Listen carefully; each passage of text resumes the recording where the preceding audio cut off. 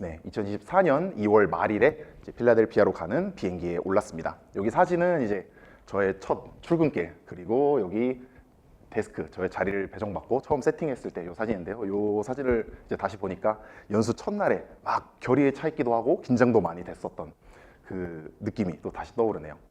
또 이렇게 도착을 해서 저녁에 필라델피아에 도착을 했고 바로 다음 날에 연구실에 이제 출근을 했는데, 공교롭게도 제 첫 출근 날 밤이 테시스 디펜스 셀레브레이션 파티라고 해가지고 이 박사 졸업생들 이제 축하해주는 홈파티 날이었습니다. 첫날부터 시차 적응도 채 안 됐는데 새로운 사람들 엄청 많이 만나고, 또 이제 360도로 돌려오는 영어에 이 완전 인사이더, 이 미국식 홈파티 분위기에 아주 정신 못 차리고 있는 제 모습도 이제 보실 수 있고요. 그래서 어쨌든 이 정신없는 첫날을 보내고 덕분에 적응도 빠르게 잘 됐던 것 같습니다. 이렇게 첫날로 시작해서 거의 1년짜리 팬미팅 같은 해외 연수를 시작하게 되었습니다. 다만 이 시작부터 예상치 못한 이제 변수가 생겼는데요. 저의 이제 연수 계획서상 연구 주제는 이제 이전 성균관대학교에서도 계속 하고 있었던 상변화 물질 캡슐을 연수기관의 주력 기술인 미세유체 생산 스케일업 기술과 합치는 게 이제 최초의 연수 주제였습니다. 저도 그래서 이 연구를 하겠구나 해서 한국에서부터 미리 좀 조사도 하고 준비도 해서 갔는데, 이 홈파티 바로 다음날 이대용 교수님과 미팅을 하니까 새로운 주제를 저에게 주셨습니다. AI Empowered Microfluidics라고 인공지능 기반 미세유체 공학을 해보라고 저에게 이 ON이라는 학생을 소개해 주었는데요. 이 ON이라는 학생이 여기 보이는 컴퓨터 비전과 그리고 PID 제어 기반 마이크로버블 생성 안정화, 이름만 들으면 좀 복잡한데 이런 시스템을 만들었었고, 제가 거기에 유전 영동이라고 하는 전기장을 이용해서 액적을 능동적으로 제어하는 이 장치를 만들어서 이거랑 합쳐서 그런 후속 연구를 해보면 어떻겠냐라고 저에게 퀘스트를 내려주셨습니다. 네, 그래서 이렇게 새로운 퀘스트를 받고 거의 한 달 넘게 이 시설 출입을 하기 위한 교육과 이런 절차들을 딱 밟고 실험을 새롭게 시작할 수 있었습니다. 역시나 처음부터 쉽게 되는 게 하나도 없더라고요. 이 한국에선 잘 되던 이런 리소그래피 공정도 이 새로운 낯선 시설이다 보니까 잘 안 됐고, 그리고 이 유전 영동을 이용한 능동적 액적 제어라는 이 연구 주제 자체가 저에게도 그리고 그 연수기관에 있는 모든 사람들에게 다 생경한 주제이다 보니까 이 논문을 보고 남들이 다 잘 하는 거 따라하는데도 제대로 되는 게 하나도 없었습니다. 그래서 매일 왜 안 되지? 왜 안 되지? 이런 말만 되뇌이는 이런 나날들이 반복되기도 했는데요. 그래서 이런 기간이 한 2달 정도 이어졌을 때는 1년 동안 내가 걷어가는 게 아무것도 없으면 어쩌지? 하고 좀 불안감에 휩싸이기도 했었습니다. 그래도 그런 불안감을 이겨내고 하기 위해서 최대한 이제 대학원생으로서 좀 기본적인 것들에 좀 충실하고자 했습니다. 먼저 해외 연수를 이제 처음 가게 되면은 생각보다 시간이 많습니다. 왜냐하면 한국에서는 이제 2개 또는 3개의 연구 프로젝트에 이제 참여하기 때문에 정말 바쁘게 시간이 돌아가기도 하고, 또 이제 모두 열심히 밤늦게까지 이제 실험도 하고 연구도 하고 그런 분위기인데, 연수지에 가보니까 새로운 연구 단 하나만을 맡게 되기도 하고, 거기 학생들은 좀 더 실적에 대한 압박이나 좀 워라밸이나 이런 거에 대한 태도 자체가 다르다 보니까 이 저녁만 돼도 아무도 없기도 하고 나도 몰래 좀 풀어지기 쉬운 그런 환경이었습니다. 그럼에도 불구하고 좀 이 힘든 시기를 빨리 이겨내기 위해서 좀 더 충실히 하루하루를 살아가기 위해서 이렇게 주 단위로 그리고 일 단위로 연구 일지를 작성하고 요 달성도를 체크하기도 했고요.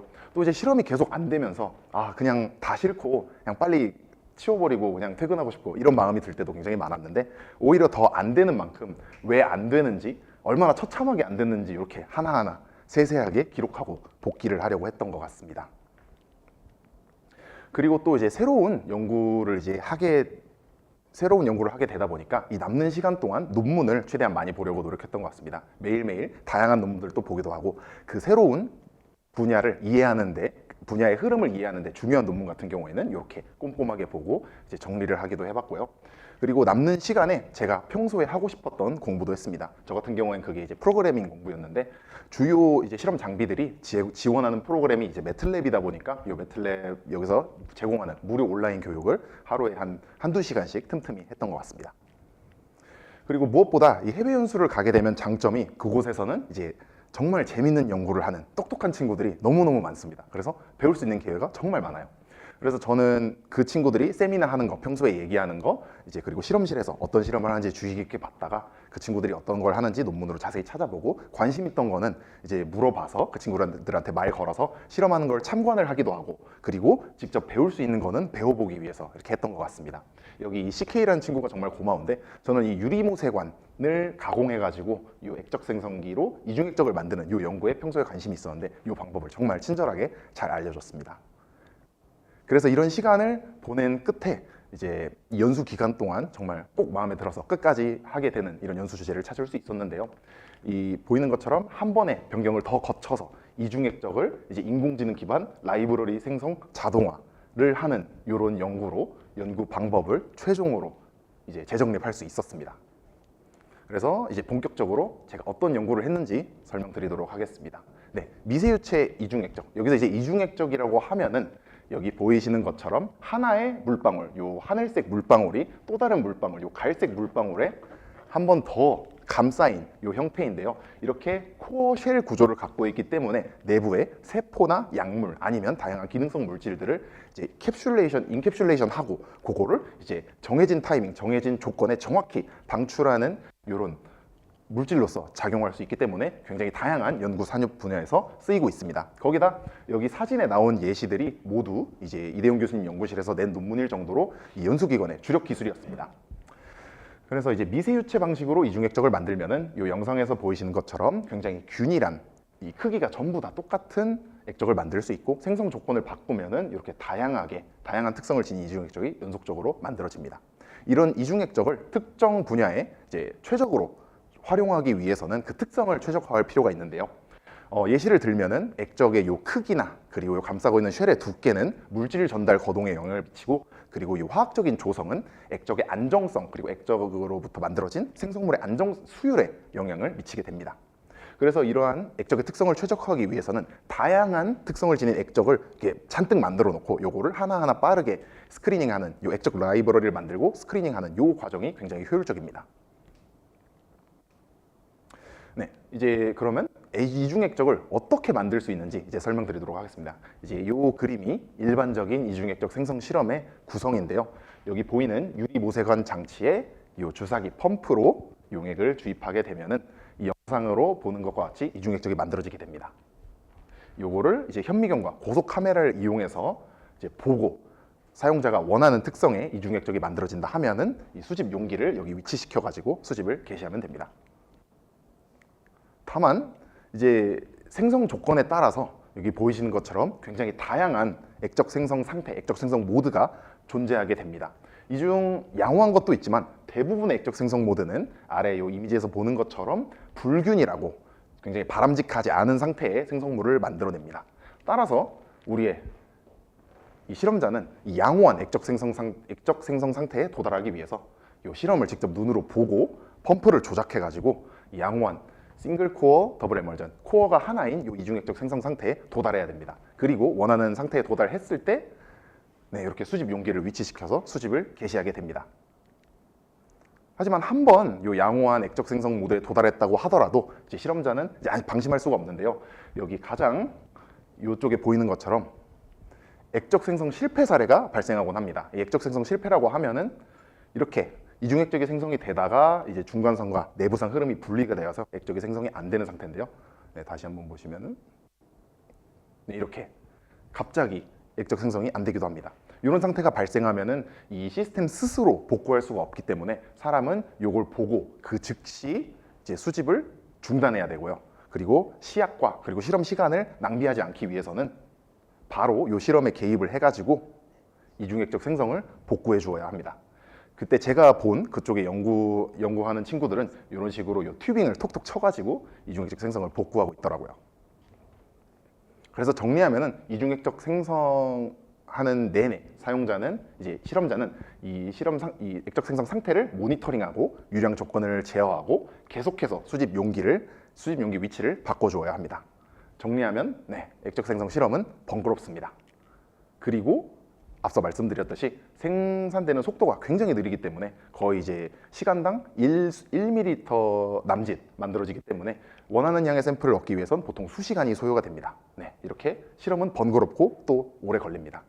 그래서 저는 이런 굉장히 번거로운 실험을 어떻게 하면 좀 편하게 할 수 있지 않을까 고민을 했고, 여기에 이제 인공지능 기반 자동화 기술을 접목해 보기로 합니다.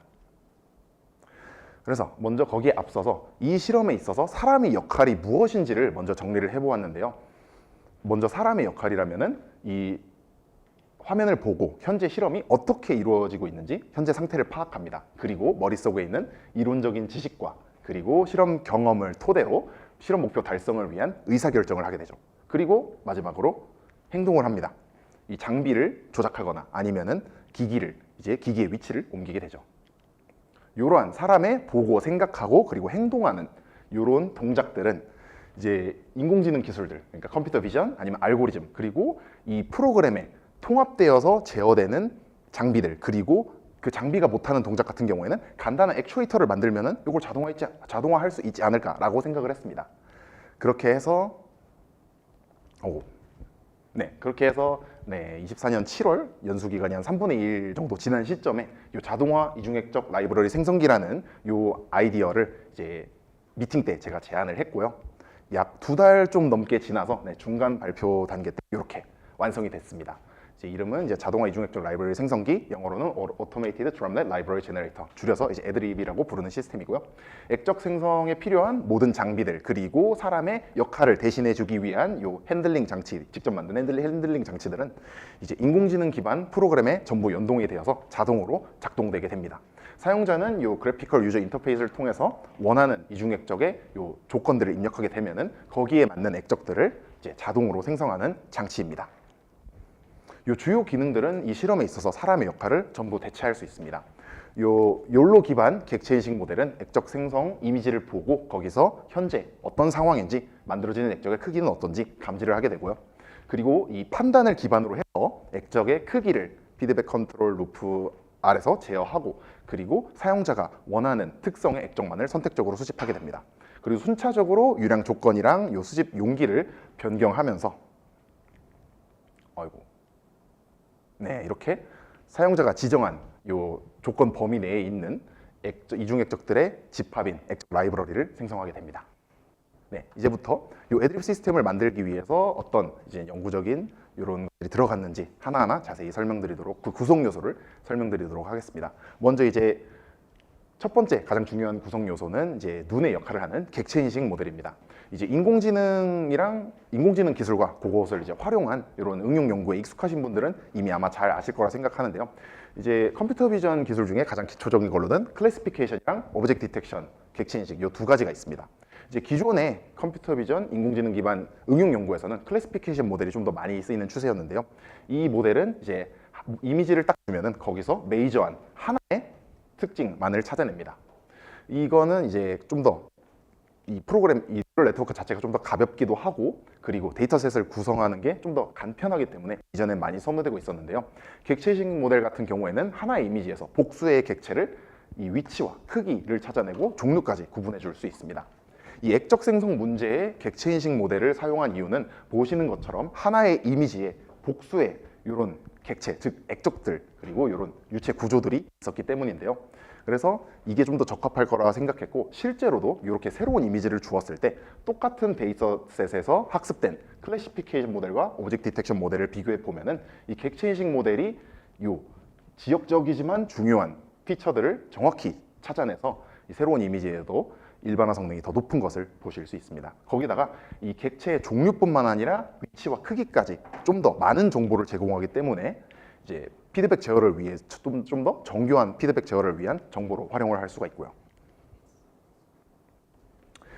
그렇게 이제 기법을 정한 뒤에 이제 데이터셋을 만들어 주었습니다. 다음과 같이 이제 여러 가지 조건에서 이제 총 1353장의 실험 이미지를 획득을 했고요. 그 위에 5000개 이상의 라벨을 직접 이제 라벨링을 해 주었습니다. 여담으로 이 라벨링 과정이 굉장히 오래 걸렸는데요.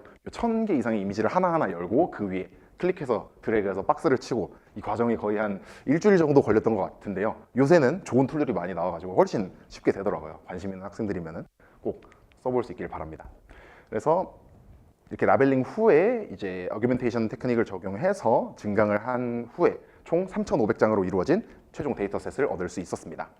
이 객체인식 모델 같은 경우에는 저는 빠른 추론 속도를 가장 우선시했기 때문에 요 욜로 V10 나노라는 그 당시 최신의 최경량 모델을 선택해 주었습니다.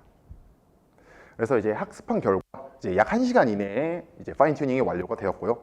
이 학습 결과는 여기 정규 혼혈에서 요 대각선 텀으로 진하게 나오는 것처럼 굉장히 98% 이상의 높은 정확도를 기록을 했습니다.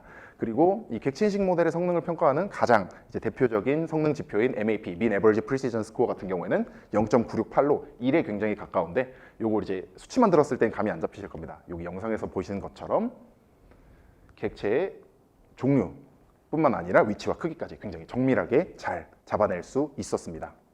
그래서 이러한 정밀한 바운딩, 이 위치 정밀도 덕분에 이 바운딩 박스 크기로부터 이 액적의 크기를 정말 정확하게 추정할 수 있었고, 그래서 추가적으로 액적의 크기를 재는 데 필요한 요 시간을 절약할 수 있었습니다. 그래서 이미지 한 장당 처리 시간을 한 10% 정도 절약할 수 있었고요. 그렇게 달성된 이 애드립 프로그램에서 이미지를 갱신하고 저장하고 또 하드웨어가 작동하고 뭐 이런 시간을 다 더한 최종 평균 이미지 처리 시간은 171ms였는데요. 이게 이제 문제가 발생하거나 아니면 조건을 바꿀 때의 반응 속도라고 생각을 해보면은 사람으로 비교를 해보면은 거의 프로게이머나 아니면 F1 레이서의 이 반응 속도에 준하는 속도라고 말할 수 있겠습니다. 네, 다음 이제 중요 구성 요소는 이제 알고리즘인데요. 이제 이중액적 생성 같은 경우에는 여기 보시는 것처럼 이너, 미들, 아우터 페이지, 한국말로는 내부, 중간, 외부상 세 가지 유체의 상호작용으로 이루어지는 좀 복잡한 그런 현상입니다. 그래서 이렇게 세 개의 변수로 이루어진 3차원 변수 공간에 굉장히 많은 경우의 수가 존재하게 되고 또 이 조건에 따라서 이렇게 다채로운 액적 생성 모드가 발생하게 됩니다. 그래서 이걸 설명하기 위한 이런 이론적인 접근법 또한 굉장히 제한적이고 어려웠는데요. 그래서 이거를 이제 어떻게 이 이중액적 생성 이 역학을 제어하는 코드를 짤지 조금 난감했었습니다. 근데 저의 이제 생각을 딱 바꿔준 게 거기에 있는 학생들은 이러한 복잡한 식을 하나도 모르고도 실험 경험만으로도 이거를 잘 다루더라고요. 그래서 저는 이 이중액적 생성 문제를 좀 단순화해 보기로 했습니다. 먼저 이중액적을 만든다면 이제 목표는 여기 있는 코어가 하나씩인 이 양호한 싱글 코어 더블 에멀전, 줄여서 이제 SCD 액적을 만드는 것이겠죠. 그래서 이 양호한 상태를 기준으로 조건을 조금씩 변경을 해나갈 때 어떤 액적 생성 모드가 나오는지 기록을 했고, 그 결과 하나의 양호, 3개의 결함, 하나의 실패라는 총 5가지 액적 생성 모드를 정의했고, 이 모드가 나오는 조건과 그리고 유량 조건이 어떤 관계를 가지는지 이렇게 정리를 했습니다. 실험 경험적으로 그리고 이론적으로요. 그 결과 생각보다 문제가 단순하더라고요. 이 하나의 변수, 이 아우터 페이지 외부상의 유량을 조절하는 것만으로 이 결함 모드에서 양호한 모드로 전환이 가능했었습니다. 그리고 한번 이 양호한 SCD 모드에 도달하게 되면은 이 액적의 크기를 직접적으로 조절할 수 있었습니다. 요 유량, 외부상의 유량, 즉 압력과 요 크기는 이렇게 반비례 관계에 있기 때문에 이렇게 간단한 요 비례 제어 구조를 만들어 주면은 액적의 크기를 요 압력을 갱신해 가지고 직접 바꿔줄 수 있었습니다. 그래서 지금까지 알게 된 점들을 바탕으로 이렇게 피드백 제어 루프를 이제 만들었는데요. 보기에는 조금 이제 복잡해 보이겠지만 이제 간단히 설명드리면은 현재 모드가 양호하다, SCD 모드다 하면은 비례 제어기를 이용해서 크기를 직접 제어합니다. 그리고 다른 모드가 감지된 경우에는 미리 설정된 요 비율 압력을 높이거나 내리고, 혹은 지금 실패 상황 하면은 복구 프로세스를 가동해서 모드를 이제 양호한 모드로 바꾸는 것이죠. 요 플로우 차트에 보여지는 요 피드백 컨트롤 알고리즘을 만드는데 초반에 이제 프로그래밍 공부를 했던 게 굉장히 많이 도움이 됐었습니다. 그리고 이 이중액적 생성 실험의 가장 큰 문제점은 요 예측할 수 없게 발생하는 요 실패 상황입니다. 이렇게 이중액적이 잘 생성되다가 중간상 흐름이랑 내부상 흐름이 분리되면은 이중액적이 생성되지 않는데, 이게 빈번하게 발생해서 실험자가 이 자리를 비울 수 없는 문제가 됩니다. 실제로도 총 이제 10회에 걸친 26시간의 실험 데이터를 분석을 해보았을 때 이런 실패 사례가 195회나 이렇게 발생을 했고요. 여기 보이시는 것처럼 어떨 때는 한 번도 발생을 안 했는데 어떨 때는 무려 95번이나 발생을 했습니다. 이렇게 예측하기가 힘들게 발생하기 때문에 사용자는 계속 모니터링하면서 이제 수동으로 요거를 이렇게 복구해 줄 수밖에 없습니다. 그래서 저는 이 프로그램에 이 이중액적 생성 실패 상황을 자동으로 인식하고 요거를 복구해주는 프로토콜을 만들어서 넣었는데요. 여기 이미지에서 보이시는 것처럼 처음에 양호한 액적이 잘 생성되고 있고, 이렇게 액적 생성이 갑자기 실패했을 때 요거 프로그램이 모드를 인식해서 그 상황을 인지합니다. 그 즉시 중간상의 요 펄스 흐름을 짧고 강하게 딱 줘가지고 이중액적 생성을 복구하고요. 그리고 이 유체 시스템이 안정되기를 잠시 기다린 후에 크기를 다시 체크해서 이전에 만들던 크기랑 같은 크기의 액적이 만들어지도록 요 제어를 하게 됩니다. 그리고 요 과정에서 만들어진 크기가 다른 액적이나 이중 액적이 아닌 것들이 빠져나가기를 잠시 기다린 후에 수집을 재개하게 됩니다. 네, 영상으로 보시면 이제 다음과 같습니다. 이렇게 처음에 양호한 액적이 잘 만들어지고 있고요. 이제 이렇게 이중 액적 생성이 실패하게 되는데 그 즉시 이걸 발견하고 복구를 하게 됩니다.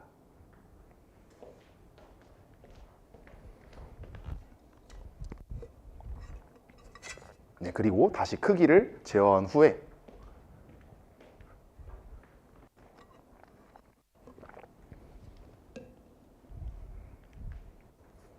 이 중간에 만들어진 이 크기가 다른 액적들이 빠져나가기를 기다린 후에 다시 수집을 재개합니다. 그래서 이렇게 만든 기능들을 전부 통합해서 이제 자동화 액적 라이브러리 생성기 애드립 시스템을 완성해 주었습니다. 이 GUI 프로그램에 사용자가 목표하는 이 특성과 그리고 디바이스 정보, 실험 시간을 입력하면 필요한 조건을 자동으로 다 계산하게 됩니다. 그리고 실험에 사용되는 장비들의 정보를 입력하고 연결 상태를 확인한 뒤에 이렇게 화면의 위치를 지정하게 되면은 이제 애드립 시스템이 작동해서 자동으로 액적의 크기를 제어하면서 액적을 원하는 액적이 딱 나왔을 때만 수집을 하게 됩니다.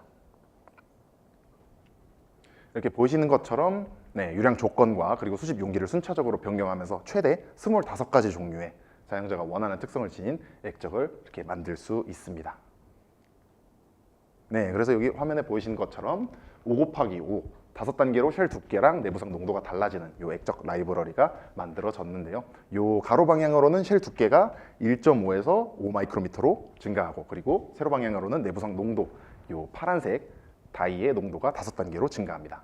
또 이제 놀라웠던 점이 액적의 크기랑 그리고 쉘 두께가 사용자가 입력한 값으로 정말 정확히 제어가 잘 됐다는 점입니다. 그래서 이렇게 정말 우수한 자동화 시스템을 잘 만들 수 있었고,